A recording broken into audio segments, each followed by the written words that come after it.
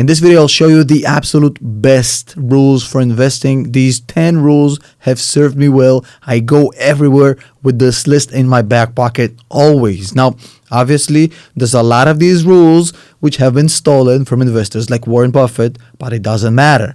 These rules are just as good, even if you plagiarize some of it from guys like Warren. Now, jokes aside, I don't sell nothing, and this list is for free for this video to be watched and shared. So don't click nothing, don't smash nothing, don't buy nothing.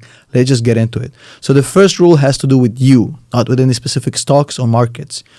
You only get one body and one brain. Your brain and your body is supposed to function at an optimum level when you're making investment decisions. Now, obviously, that can't happen if you're not getting any sleep, if you're putting garbage into your body, if you're drinking alcohol, getting high, if you're not eating right.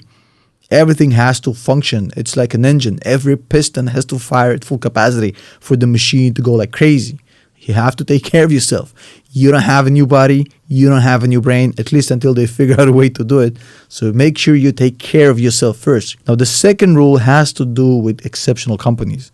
There's just not enough of them out there. And if you manage to locate one and based on your analysis, basically get a decision that this company is one of the best in class, there's no point in waiting for the price to dip to get in.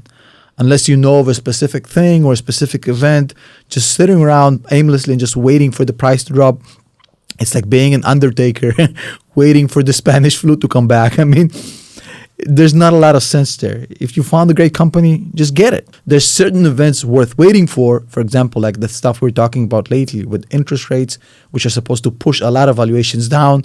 But this is a systemic thing that happens every once in a blue moon. As a general principle, you found a good company, put some money in. And then it brings us to our third rule. Everyday price fluctuations is none of your shitty business. I mean, as simple as that. You shouldn't care. Don't even check. If you invested in a good company, what does a price fluctuation on a single day matters? Why do you even care? It's essentially the old age example of a farm owner, right? Yelling you across the street, "Hey, I'm willing to sell my farm to you today." And every day he yells this ridiculous price, $10 billion, $15 billion. I mean, it's a freaking farm. I ain't going to pay $15 billion for a Rivian, sorry, for a farm. But if this guy comes out the next morning and says, "Hey, I'll sell you this for $15,000. Well, that might be a good business. That I might take. But the fact is that, the market screaming out lavish, outlandish valuations means jack shit about the underlying business. And a lot of people have tried to use that against companies like Tesla, for example.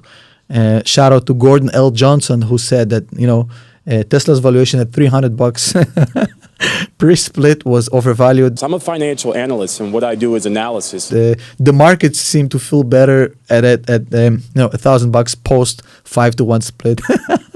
So look at the business, look at long-term price behavior.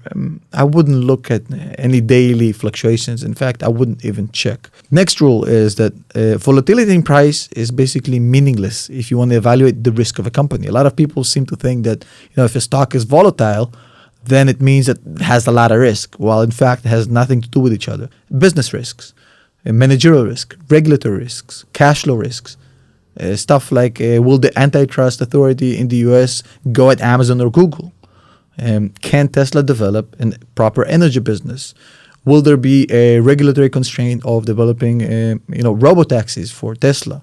How full self-driving will work? Stuff like that. Those are the risks, not the fluctuations in the stock price. This thing is completely meaningless. Now, next rule is be careful of liquidity. Now, usually when we buy shit like a house or a car, there's not a lot of liquidity there. You have to go through a very lengthy process to sell that motherlover, right? Even the car. However, with stocks, we can click a button, boop, and we sold it. Click a button, boop, and we bought it. This insane liquidity within seconds is driving a lot of people into becoming way more active in investing than they should be. Not to mention the fact that it creates a lot of tax disadvantages. You're putting yourself in short-term capital gains. You might be putting yourself in wash sale rule. Made a whole video about that. Just be careful. Now, the next rule is if you can't understand the business, you're just buying the stock out of the sheer expectation that the price will go up because the psychology, the hype is there, and then you're going to resell it later. That's just being a gambler. That's just being a speculant. And that's just a fool's errand. I mean, long term, the strategy never, ever works. It might work once or twice, But as a strategy, buying businesses you don't understand just because they're hyped and you think you're going to be able to resell them in a few days or weeks just because everybody's gaga over that business, it's usually not a good idea. Now, this next rule is actually also very important. I call them surgeon hands. You want to develop this kind of very low baseline personality.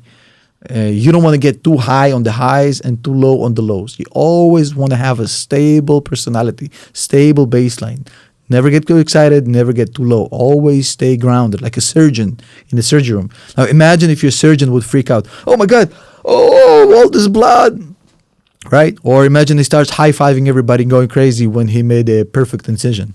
I mean, that shit ain't going to be nice. Now, the next rule is don't invest money you don't have. I never understood people who are going into leverage and borrowing money to invest.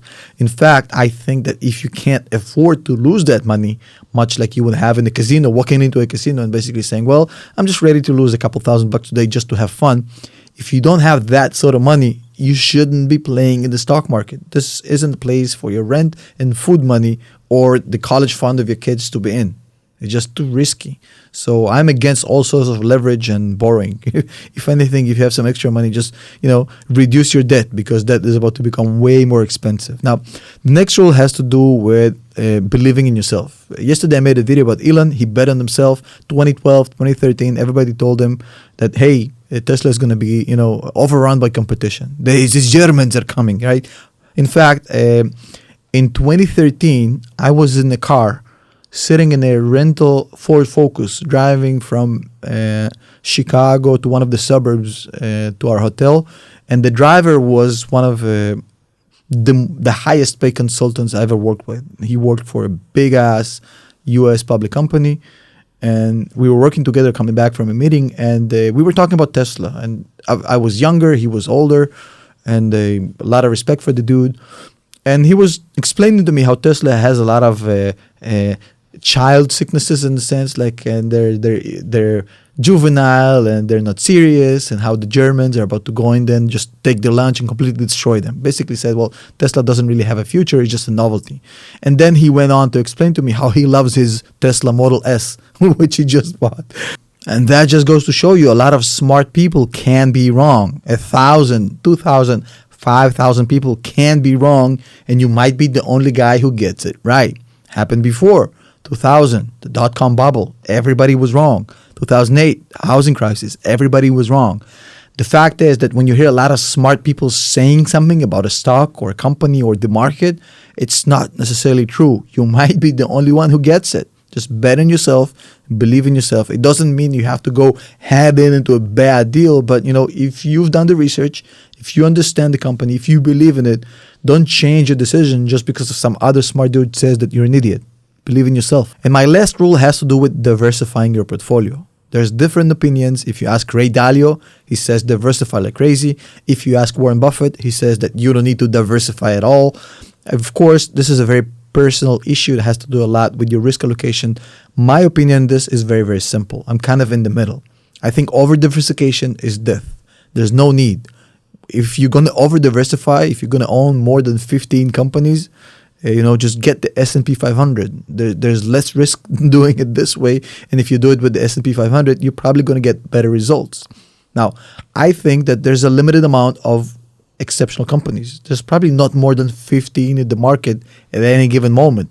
It's like the NBA draft or the NFL draft. The top 15 players in the draft are usually, for the most part, way better than the bottom 15 players. Sometimes, of course, it changes. Of course, we know Tom Brady was selected in the last 7th round of the NFL draft, became the greatest of all times. There's a lot of examples where it doesn't pan out. But for the most part, 90% of the time, there's not a lot of good companies out there. So if you can find those 15, the chances of you finding the same level of quality from 16 onwards to 30 is not high enough. So I limit myself to 15. You can do it at 10. It doesn't really matter. But over diversification is just pointless. Just get an index fund. And of course, if you haven't, so please make sure to thank below in the comments to the channel members and the patrons of the channel who sponsor these videos and allow me to make them for free so you guys can enjoy them without paying anything. Thank you all. And if you want to become a patron or channel member and support the channel, the link is going to be in the description section below and in the pinned comment. See you tomorrow.